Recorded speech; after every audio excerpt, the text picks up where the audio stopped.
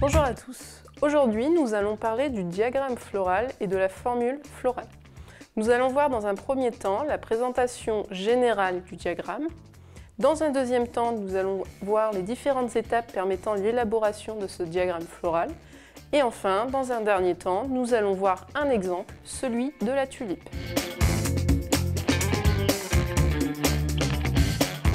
Passons à la première partie, la présentation générale du diagramme. Alors, les pièces florales sont disposées en couronnes qu'on appelle des verticilles. Ces couronnes sont au nombre de 4.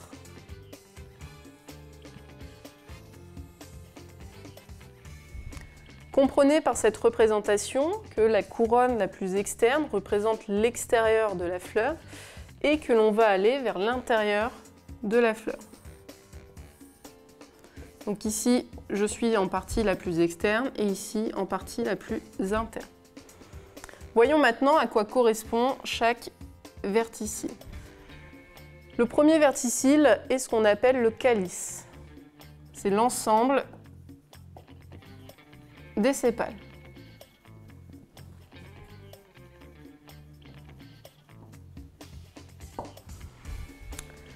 Le deuxième verticille est ce qu'on appelle la corolle. C'est l'ensemble des pétales.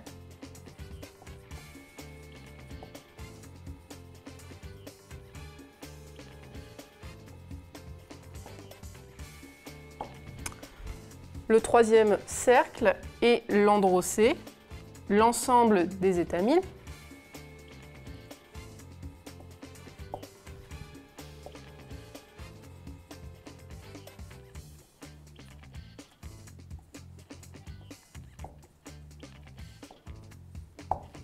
Et enfin, le cercle le plus au centre est ce qu'on appelle le gynécée, c'est-à-dire l'ensemble des carpelles.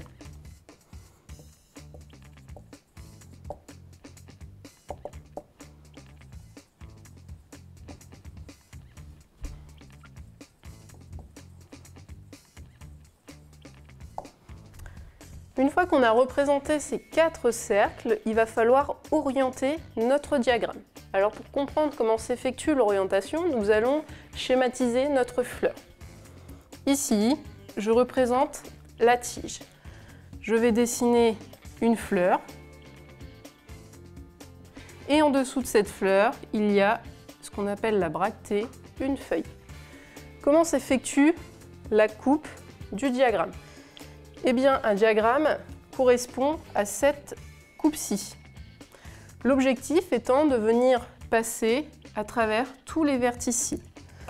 Cela veut dire que l'on va retrouver notre diagramme ici, nos 4 cercles. En dessous, on va retrouver la tige, que je vais représenter comme ceci, ce qu'on appelle aussi le rameau.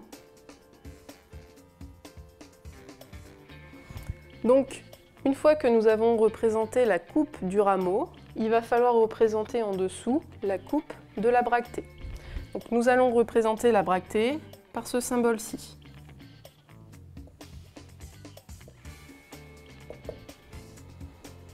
Voilà pour cette première partie.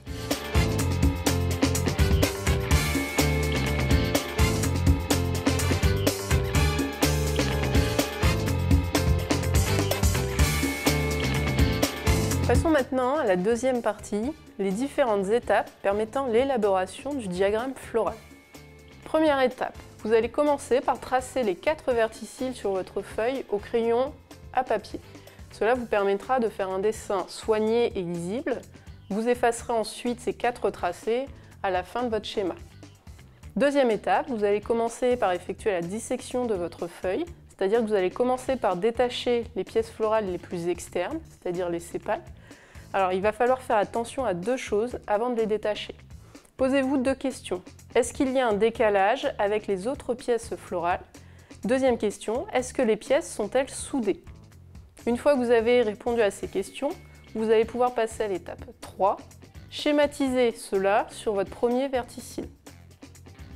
Quatrième étape, vous allez ensuite répéter les étapes 2 et 3 avec les autres pièces florales. Faites attention, pensez à changer de verticille à chaque fois que vous faites effectuer un changement de pièce florale. Passons maintenant aux symboles. Lorsque vous allez devoir représenter sur vos verticilles les sépales et les pétales, vous allez devoir schématiser ces pièces de cette manière. Les étamines ressembleront à cela. Et enfin, vous allez symboliser l'ovaire par un rond. Pensez à l'intérieur de ce rond à représenter le bon nombre de carpelles et le bon nombre d'ovules. Voilà pour cette deuxième étape.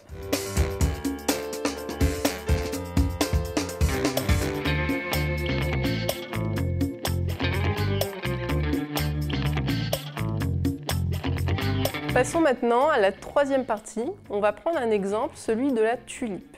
Alors, tout à l'heure, je vous ai dit de commencer par tracer les verticilles au crayon à papier sur votre feuille, chose que je ne vais pas pouvoir faire sur le tableau blanc. Par contre, je vais pouvoir orienter mon dessin. Donc, je vais venir placer en haut le rameau et en bas la bractée.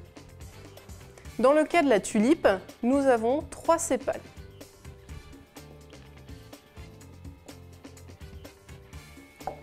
Ces sépales, je vais donc venir les représenter sur le cercle le plus externe.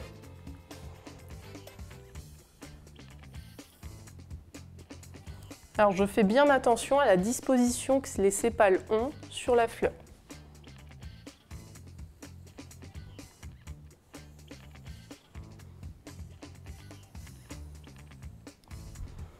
Ensuite, on va passer au cercle suivant, c'est-à-dire la corolle, les pétales. Dans la tulipe, nous en avons également 3.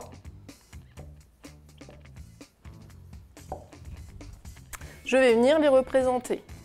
Alors, je vous ai dit tout à l'heure de faire attention s'il y avait un décalage avec les pièces suivantes. Dans notre exemple, c'est le cas. Les pétales vont être positionnés de manière décalée. Donc, elles vont venir se placer de cette manière.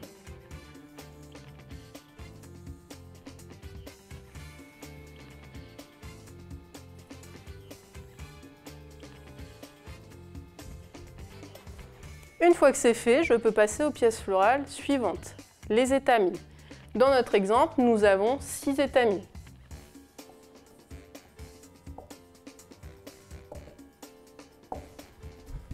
Encore une fois, je fais attention à leur disposition. Dans notre exemple, nous avons des étamines qui se placent de cette manière.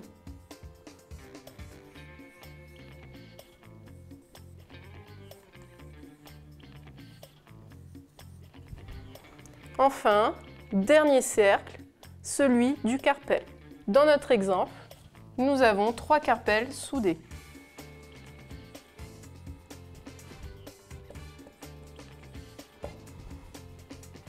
Donc je vais venir représenter cela par un cercle. Je dessine mon ovaire. Je vais maintenant venir découper cet ovaire en 3 loges, puisqu'il y a 3 carpelles. Et je pense à représenter le nombre d'ovules. Dans notre exemple, il y a un ovule dans chaque loge. Nous avons ici le diagramme floral de la tulipe. Il nous reste maintenant à faire la formule florale de cette fleur. Alors la formule florale, c'est très simple. Il va falloir reprendre tous ces éléments. Donc, premier élément, je pars toujours du plus externe pour aller vers le plus interne. Donc je vais noter 3 sépales, 3S, plus je passe ensuite aux pétales, 3 pétales, donc 3P, plus les étamines, ici elles sont au nombre de 6, 6 étamines, 6E, et enfin, dernier point, les carpelles, 3C. Dans notre exemple, les carpelles sont soudées, donc il va falloir représenter cela. Lorsqu'il y a des soudures, on va représenter cela grâce aux parenthèses.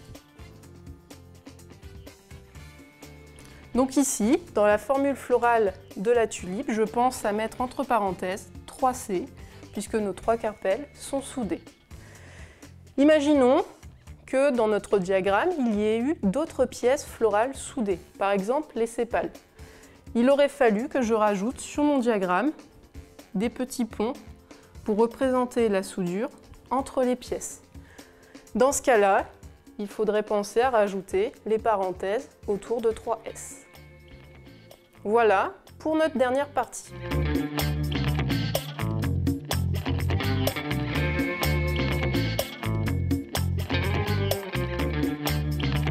Petit résumé de cette vidéo.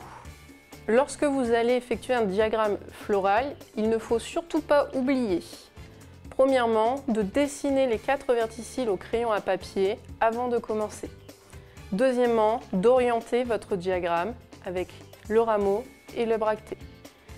Troisièmement, de repérer les décalages et les soudures entre les pièces florales. Et enfin, dernièrement, pensez à gommer les verticilles lorsque votre diagramme est fini. Nous avons également vu la formule florale.